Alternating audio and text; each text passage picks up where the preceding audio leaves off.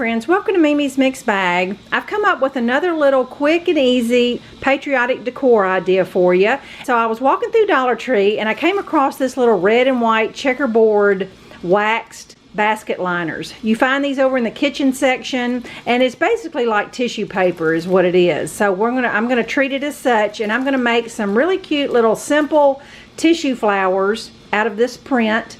And then you're gonna need some kind of mason jar, pickle jar, whatever you have. I just had some wood skewers. You probably already have some of those. And you can use ribbon, twine, whatever you have. And I was gonna try out the Dollar Tree paint. I normally just pick up apple barrel, but I was out of the blue and thought, you know, this would be the perfect time to try it.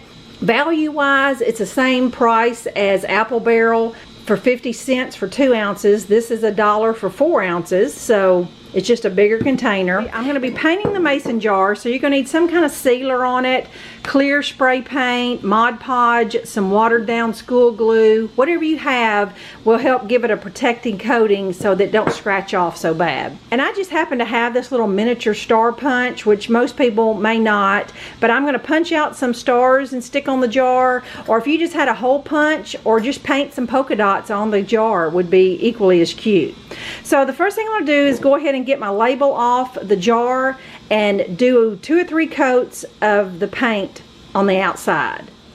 Alright, this is my first coat, which is covered very well. I'm going to let it completely dry and do a second coat. While my jar is drying in the sun, I took my tissue paper out of the package and flattened it out. You get 15 sheets of this, and it's 15 by 18 rectangle. So I'm actually going to take one of these away so that I will have a stack of 14. Now when I get through cutting them, I'm going to show you how you should be able to get 12 flowers out of this package. Alright, so I'm going to cut it into thirds. Each strip is approximately 5 inches wide. And then I cut each long strip in half, which gave me 6 rectangles. Now each of these rectangle stacks, remember, are a stack of 14, and I should be able to get 2 flowers out of every stack, so that's how you're going to get your 12. So now I can just stack up all of the rectangles, and you're going to need 7 layers for a flower.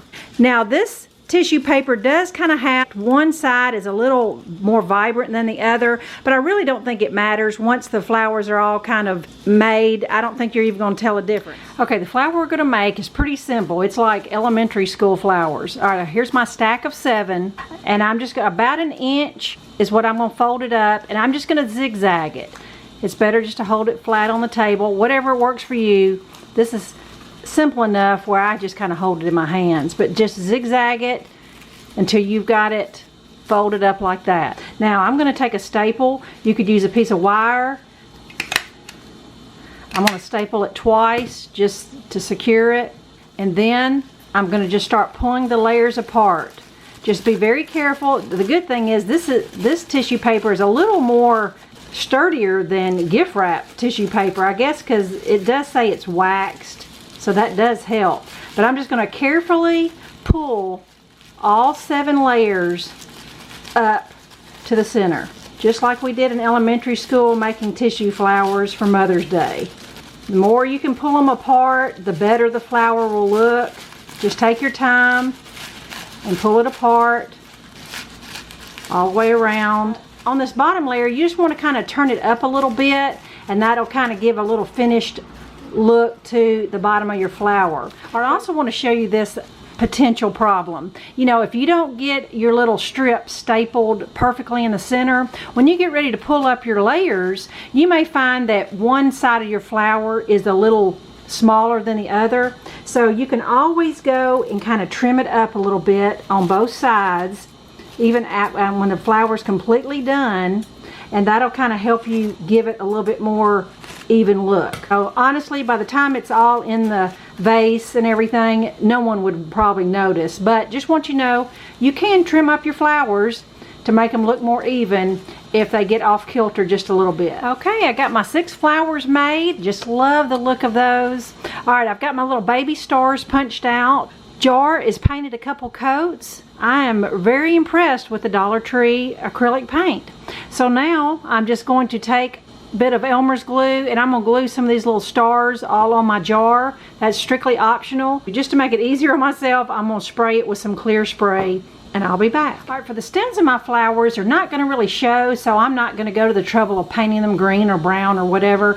And since I'm embellishing with some twine, even if they did show, it coordinate. But you know, you could always stain these, paint these, whatever. The height of my jar is about 5.5 inches tall, and then I'm going to leave about 3 inches extra for me to attach the head of my flower. So I'm going to cut off a couple inches of these wood skewers. The easiest way I have found is just to get some of these wire nippers, and just one at a time. That will usually break them off pretty easy. Your stem will just really depend on the jar you use. While my glue gun's heating up, I'm going to take my jar outside and give it that clear coat of spray. All right, to attach your stems, I'm just going to coat the end of my stick in hot glue. Hold the top of the flower in my hand, bottoms up on the flower, and just stick it in some little hole underneath. Hold it there for 2 or 3 seconds till it catches. These are super lightweight. I mean, you see, in 2 seconds, here you go. That's how quick you do it. So, all right, I took my flowers out just for a minute. I'm going to hot glue some twine around the top of the jar, just where the jar lid threads are, just to give the jar a little finished look, and then hot glue a little twine bow. So here you go, friends. This is my pickle jar transformed into this adorable patriotic arrangement. Great for your patio table, your food table, anywhere you need a little festive touch.